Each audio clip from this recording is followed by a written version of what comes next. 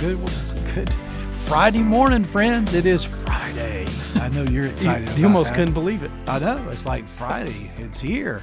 Everybody's in a good mood on Friday, right? Most people, except us. It means we're getting ready to go back to work, right? Yeah, we've been off all week until Sunday's coming. Right. So we've been working through Matthew at Huntersville United Methodist Church, but today we're going to take a slight turn. Yeah. And we're going to make preparation.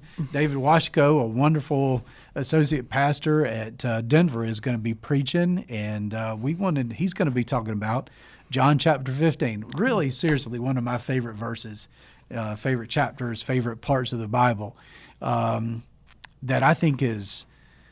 It's so true on so many levels that it really needs exploring. So it's John chapter 15. Yeah. Why don't you give us a little reading of that? All right. So Jesus is talking with his disciples, night of the Passover, night of the institution of the Lord's Supper.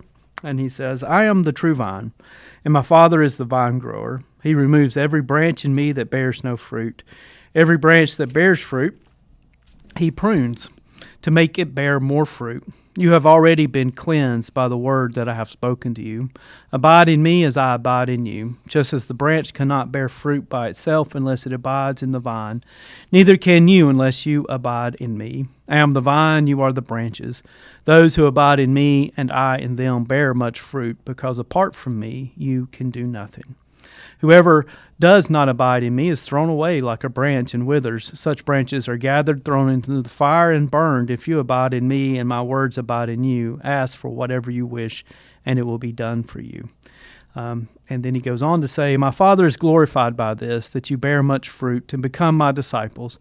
As the Father has loved me, so I have loved you. Abide in my love. If you keep my commandments, you will abide in my love, just as I have kept my Father's commandments and abide in his love. I have said these things to you so that my joy may be in you and that your joy may be complete. Now, you had a story yesterday about something, and I denigrated the story or before you even told it. So I want to do one today. All right. Well, I'm ready. I'm going to pass judgment on it as soon as you're done. So I grew up on a farm, as you know, and we have, now you have to understand Southern redneck English, we say scupnins. And some people might say scuppernongs. Scupnin. We have scupnin vines at our farm. Kind of like grapes. And they're kind of like grapes. And so I have some experience with these grape-ish vines, scupnin. And it is so true. Say that again. Scupnin. That's how we said it growing up, scupnin vines. So they're like grapes. They grow on this vine, and it is this fascinating thing. If you want it to grow, you got to cut it back. Mm. If you just let it go year after year after year, not only will it not produce fruit, but you'll have this most gosh-awful looking vine. It'll probably take over your farm. It will. It'll just keep growing and take everything, but there will not be any fruit. Mm. You have to cut it back every year, and you have to cut it back seriously, like to the point where you think, with extreme prejudice, killed it all. Yeah. So it's a great image that comes in Scripture. Jesus says, "I'm the true vine; you are the branches. If there's going to be fruit produced from this relationship, here's what's going to need to happen. I'm going to need to prune on you." Mm-hmm. And all of us look at that and we go, "That sounds violent. That sounds painful, and no, thank you." Right. But there is a connection between, if you want to produce fruit, the fruit that of peace, joy, patience, kindness, gentleness, self-control, all of those things, the fruit of the Spirit that we talk about, there's going to need to be some pruning. And that's what I think we really get to the heart of this matter. And I think when we look in our faith journeys, my guess is that most people will find that the times they've experienced the most growth is are often through some of the most difficult times of their life, when the hurt is the greatest. I would say there's almost a direct correlation there that is inescapable. When things are good, when our lives are full, when our bank accounts are good, when our relationships are intact and in whole, when things seem to be going our way, we really often have the most difficult time really producing the fruit that God is looking for.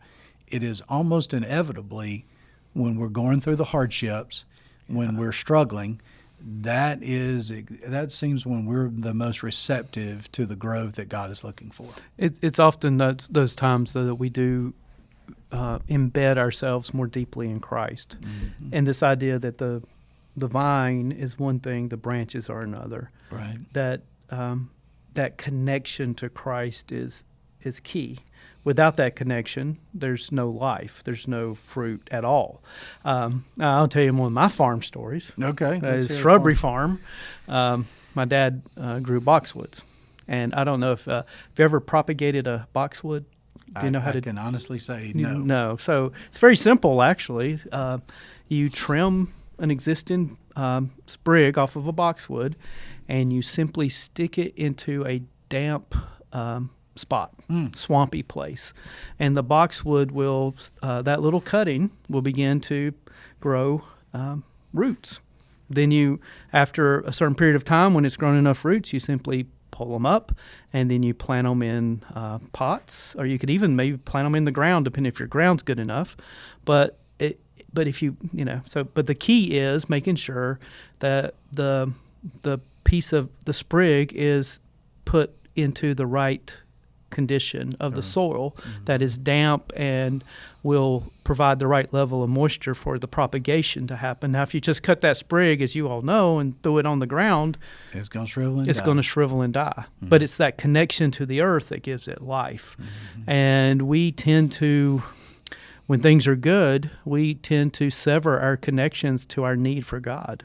So that word that Jesus uses is a really interesting word, abide in me. That's not a word we use a lot of in our language. What does it mean to abide in him?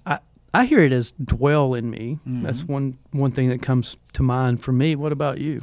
Well, I think when we go back to the first chapter of the Gospel of John, in the beginning was the Word, and the Word was with God, and the Word was God. And then later on it says, and the Word became flesh and pitched his tent among us. The word literally there is tabernacled, meaning made its home.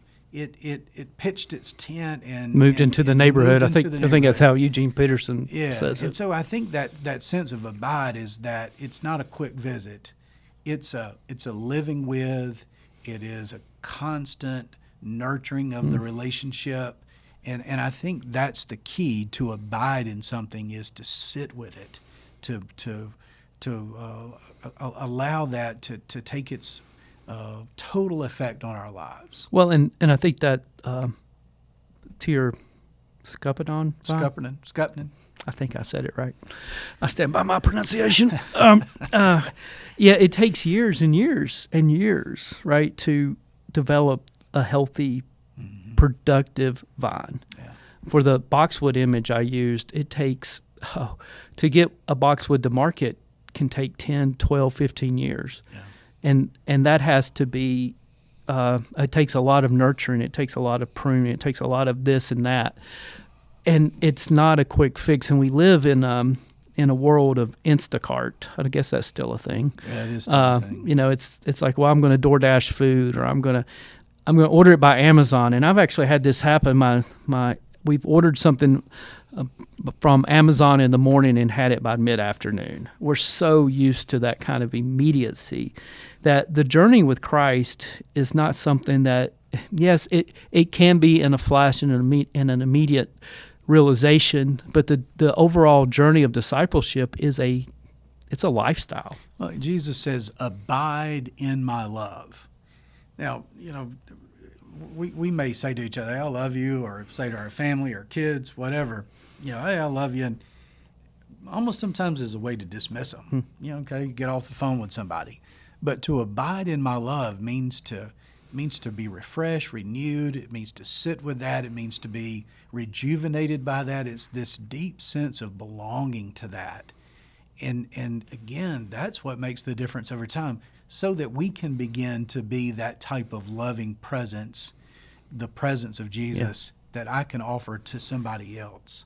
And I think that's so. I think it's so critical when we think about this passage. Well, and I think I know, in talking with David some about what he's planning on for this Sunday, he's going to focus on the resiliency that's within this, because there is an element of resiliency of hanging in there when the pruning happens, knowing that it's for a greater good.